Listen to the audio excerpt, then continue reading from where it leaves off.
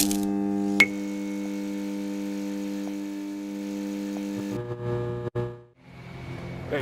come on. I'll take it. I got 5 stops to make. What's your name? Max. Max. I'm Vincent. I'll meet you in the alley behind the building. Oh, no! What the hell? You killed him. Red light, Max. Hold on. Man, you were gonna drive me around tonight and never be the wiser, but we're in plan B. Now we gotta make the best of it. Improvise, adapt to the environment. Whatever, man, we gotta roll with it. You just met him once and you kill him like that? But I should only kill people after I get to know them? I'm not up for this. What are you gonna do about it? What's going with my work? Gotta roll with it. Adapt. Get your hands in the air! That's fun coming from you.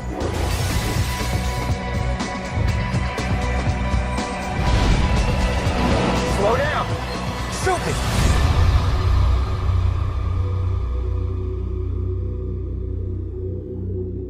How's it going, everyone, and welcome to this week's episode of the Underrated Series. I'm your host, Steve Cravens, and today I'm going to be talking about Michael Mann's Collateral, which was released on August 6, 2004. It stars Tom Cruise, Jamie Foxx, Jada Pinkett Smith, and Mark Ruffalo. Usually with these videos, I'm always doing my best to try to convey to the audience how much the movie is misunderstood or, underseen or underappreciated, this, that, and the other thing. This is just going to be one big love letter to Michael Mann and this movie. I think this movie is damn near perfect in every single way. I think it deserves a lot more views than it's gotten. I think it deserves way higher than 7.5 on IMDb.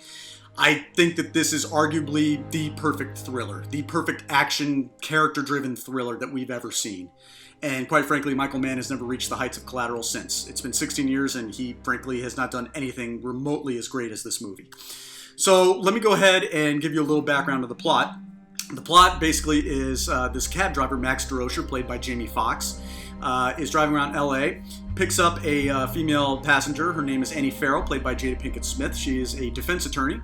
And they're driving around, hitting it off, and, we see his charisma and, how suave he is and how knowledgeable he is about the freeway system in LA, so on and so forth.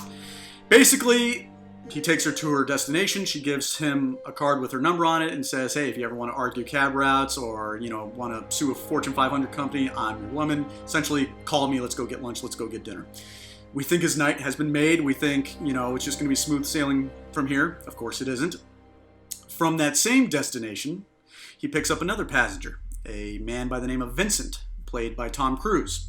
Gets in the back of the cab and he says, hey, listen, I've got 5 stops to make. I got to collect signatures, see some friends, real estate deals and whatnot. Why don't you hang with me for the rest of the night? I don't want to, change cabs and all this stuff. I'll pay you $600 over what I'm going to be paying you on the meter. Plus, I'll give you an extra $100 to take me to LAX and I don't have to run for the plane. How about that? Ultimately, Max decides, okay, I'll do it. Takes the money. And once they get to the first destination, the first stop, goes in the alley and decides to wait for him. Everything's smooth sailing. Max is, pretty unsuspecting. Vincent seems very, very interesting, very charismatic, very, low key. Maybe something's a little bit off, but you can't quite put your finger on it. And shortly thereafter, a body falls on top of the roof of the cab. Vincent comes out, and Max is in a panic. He's just like, oh my God, I can't believe what's happened. I'm so sorry. This guy fell on top of the cab. I think he's dead. And Vincent says, yeah, good guess. And Max says, what, you killed him? He says, no, I shot him. The bullets in the fall killed him. And we're on our way. So basically, Max is stuck in this cab with a psychotic hitman who's in town to kill 5 people and then to get the hell out of town. We don't know what these people have in common. We don't know who he's killing these people for. All we know is that Max has got to do anything and everything to either get away from this guy, alert the authorities, and stop him from getting to his next 4 targets. The plot is fairly straightforward. It's very simple. It's very, basic. And yet it's the execution of the plot that makes this movie so special. And not only the execution of the plot, but it's also the twists and the turns and, all the shit that they get themselves into that is completely surprising, completely suspenseful, and, it surprises you at every turn. Just when you think this movie is going to hit one note and stay there, it takes a completely different route and takes you on a totally different ride than you were expecting to go on. It's a brilliant movie. It's a brilliant screenplay. It's brilliantly directed and brilliantly acted. And ultimately, what makes the movie special, at least in my eyes, is the fact that, yes, it is an action film, it is a thriller, but it is about these two men in this cab, and they're completely different from each other. They have nothing in common whatsoever, and yet over the course of this one night, they develop this weird kind of symbiotic relationship with each other. They can't survive. One can't survive without the other, apparently, and it's fascinating to see, and just to see the character's evolution over this night, and to see Vincent kind of, develop a protective feeling towards Max, and then Max, kind of developing a warm side for him. Maybe not even a warm side, but a sympathetic side towards him once he starts to learn a little bit about Vincent's past and what his father used to do to him and his mother's murder, etc., and so forth. It's just an incredible movie. It's very character driven, and yet it has tons of thrills, and the action sequences are absolutely brilliant. So let me go ahead and give you a fun fact about the movie. When you sign up to do a Michael Mann movie, apparently you're going to be doing all kinds of research, because that's what he does himself. He is notorious for the amounts of research he puts into his movies. Top to bottom, front to back, he needs to know his subject, 110% if possible. So for the character of Vincent, Michael Mann felt that this was a character that was almost kind of like a ghost. That he could be in a crowded location and no one would notice him. He could come and go as he pleases and no one would be the wiser. Obviously, Tom Cruise is not the kind of actor or the kind of face that one would see and not ever notice again, especially back in 2004. So in order to give the character a kind of unique look and to kind of test the character's look, which is with the gray beard and eventually the wig and whatnot, they decided to take Tom Cruise, put him in a UPS delivery outfit, and send him across LA delivering packages and getting signatures in very, very populated areas of Los Angeles. And for whatever reason, they just didn't notice him. He was just completely unsuspecting. All he had was sunglasses on, the beard, and the mustache. So I guess that gives credence to the Superman theory of, hey, all you have to do is put on freaking glasses, and that's not Superman, that's Clark Kent. He doesn't look anything like him. He's got glasses on. So that is actually very interesting, is that, I don't know how many superstars would be willing to go out in very populated areas in LA just as UPS drivers, just to do, prep for the role they're playing, especially without bodyguards. I mean, Tom Cruise is batshit insane, but this is just another cool thing he did just to get into character. So let me go ahead and give you some, reasons why I think this movie is brilliant and why I think it's Michael Mann's second best movie right after Heat. So the one thing in Michael Mann movies that is always consistently excellent are his characters and how well written they are outside of Miami Vice.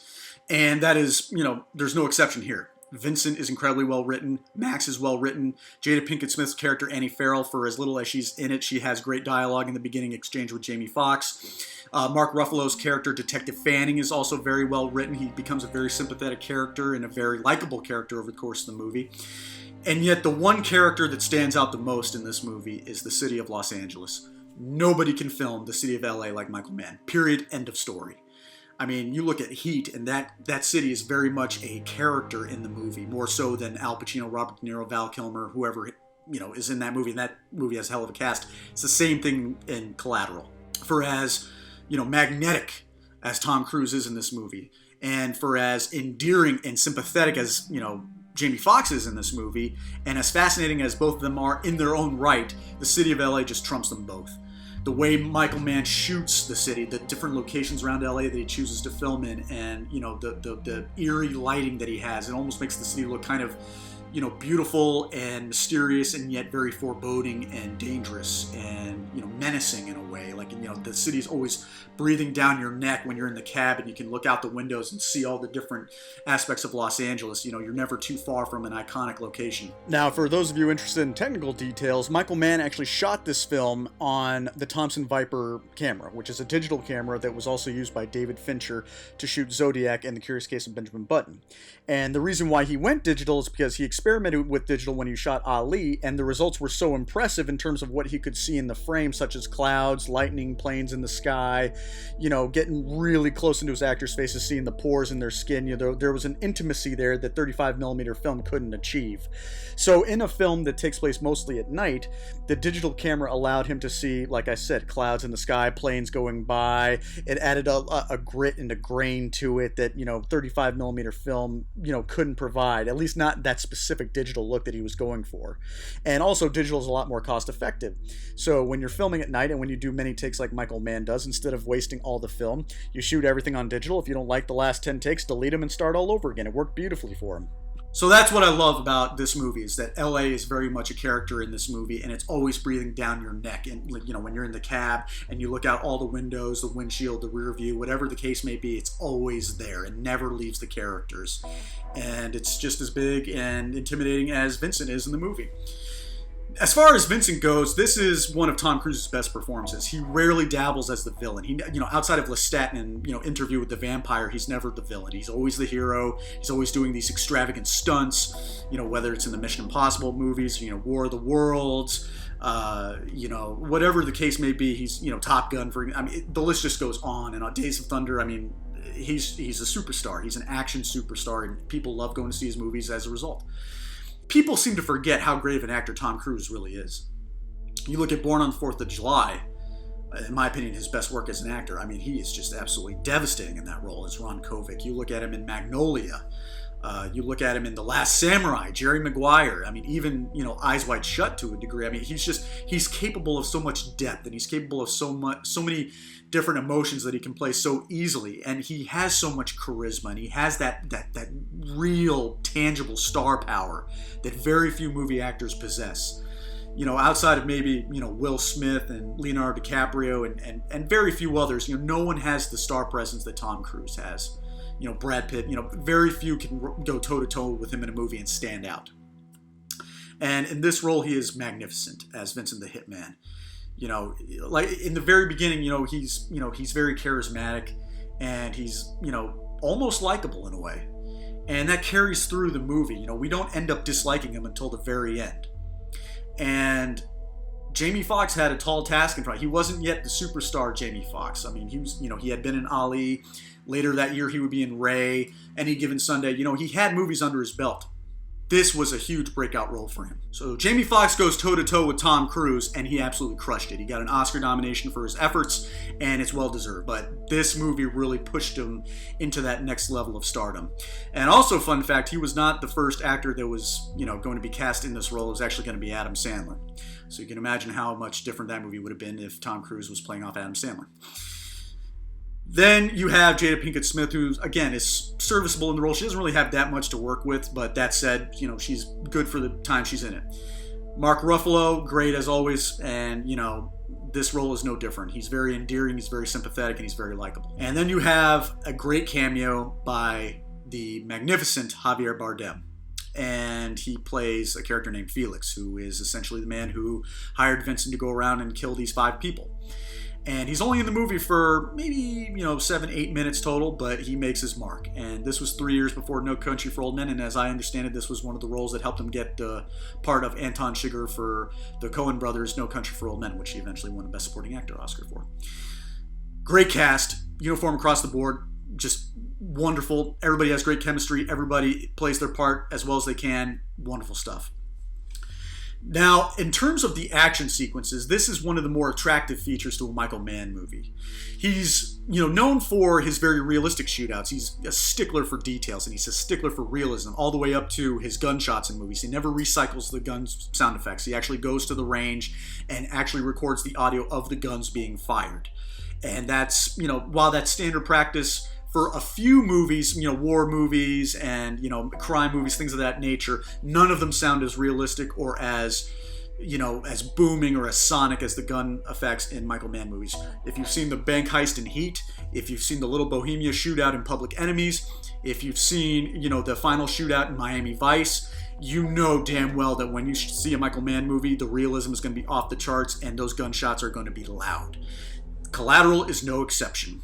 When you see Tom Cruise handling the guns, when you see him getting into a shootout in the nightclub Fever later on in the movie, you can tell it's authentic and it gets your adrenaline going. More so than other bullshit, Hollywood movies that, don't really have that, attention to detail that makes you feel like these actors know how to fire their weapons correctly, who know how to get into fistfights correctly, how to do proper blocking maneuvers, stabbing maneuvers. Tom Cruise went through all the necessary training to do it. There's behind-the-scenes footage of him going to the gun range and learning how to use the USP and how to do certain moves with his hands and his legs in order to, disarm his opponents, and et cetera, and so forth. And this film has one of Michael Mann's best shootouts, the Club Fever shootout towards the end of the second act.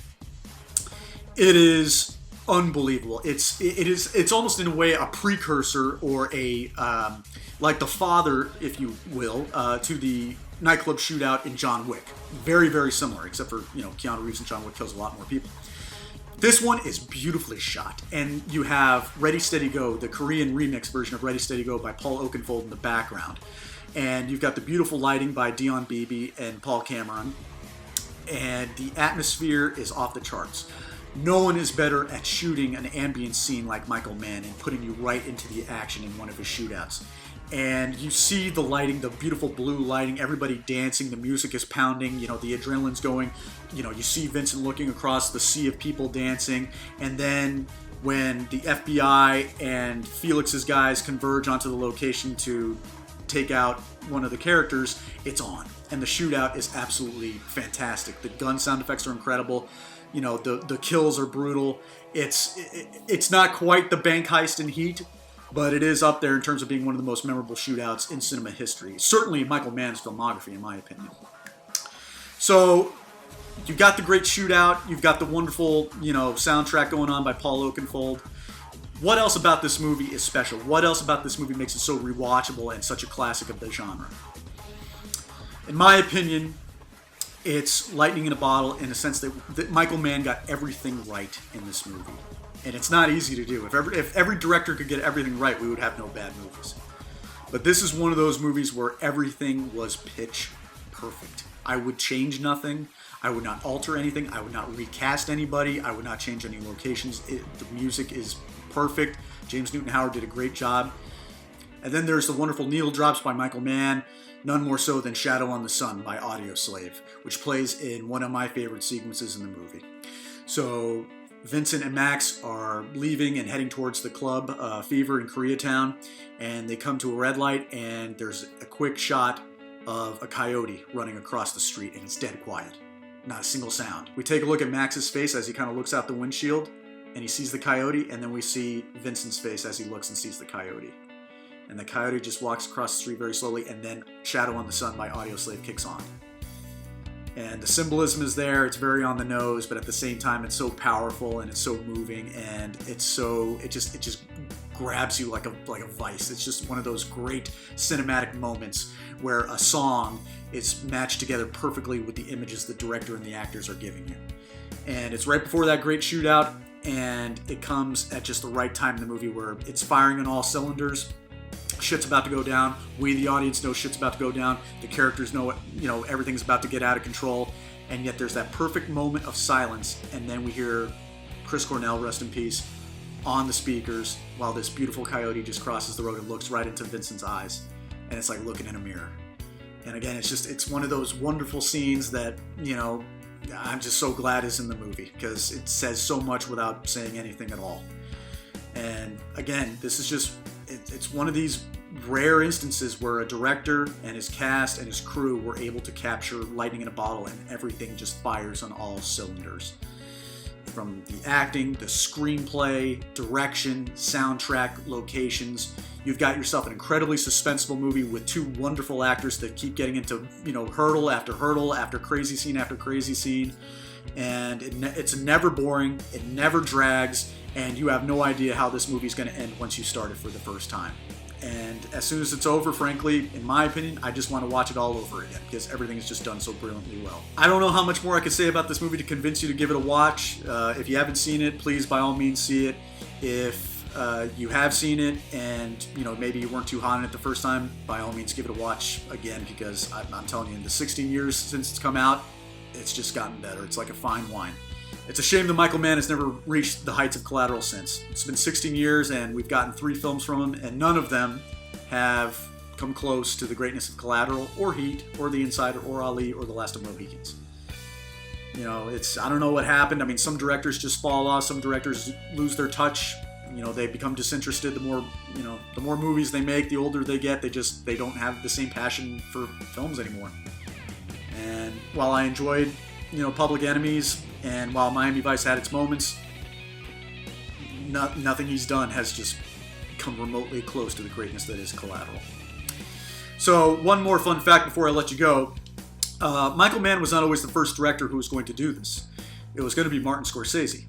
and Scorsese was going to have the movie set in New York, so it was going to be like a spiritual successor to Taxi Driver in that way.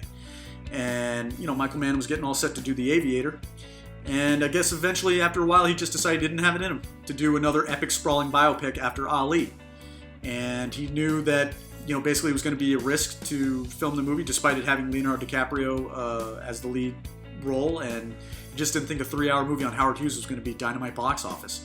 And he was at a point in his career where he needed a hit. Ali was a flop. The Insider was a flop. Heat was a modest success, but he needed a commercial hit in order to keep going. So he asked Scorsese if they could swap, and sure enough, Scorsese went from Collateral over to The Aviator, and Mann went over from The Aviator to Collateral, and he moved the location from New York City into Los Angeles. And I think the cinema world is all the better for it, because both movies are great in their own way, and Michael Mann still stayed on to produce The Aviator for Scorsese, and he got a Best Picture Oscar nomination out of it as a result. So, happy ending for all. So, this has been Collateral. This is the Underrated series. I'm your host, Steve Cravens. I'll catch you next time. Thanks for watching.